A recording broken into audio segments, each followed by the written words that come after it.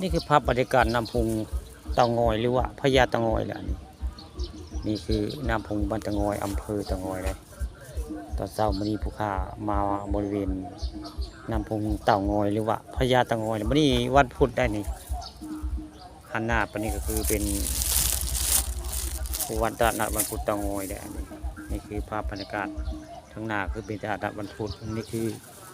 เป็นพญาเตางอยบ้านเตางอยแหละมื้อนี้แขกบ้านแขกเมืองยังบ่มาได้คนยังบ่มาเที่ยวได้บริเวณพญาเตางอยมันว่างเปล่าได้นี่คือภาพบรรยากาศในบริเวณพญาเตางอยบ้านเตางอยได้ตอนเช้ามื้อยังบ่มีไผมาเลยนี่คือภาพบรรยากาศพญาเตางอยบ้านเตางอยเนี่ยตอนเช้ามื้อนี้ผู้ค้าปานคามผสมได้เอาภาพบรรยากาศบริเวณพญาเตางอยมาให้เบิ่งดูว่าน้ำพุงเตางอยแหละนี่น้ำพุงเตางอยบ้านเตางอยแหละแต่ว่าหันกล้องปานนี้ก็สิเห็นตลาดนัดวันพุธได้ผมคนมาพวกไปแต่ไก่เนาะคนมาเที่ยวคนมาซื้อของว่าไงผมคนมาซื้อของบริเวณตลาดนัดวันพุธแบบนี้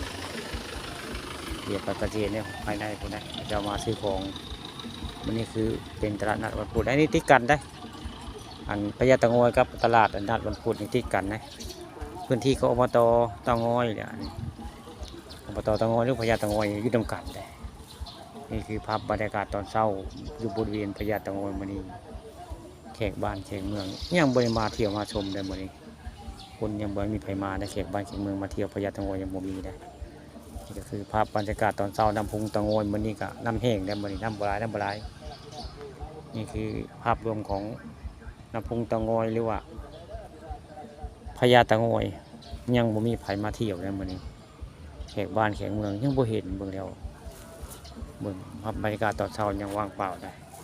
ยังบ่เห็นไผมาเที่ยวพญาเตางอยหรือว่าน้ำพุงเตางอย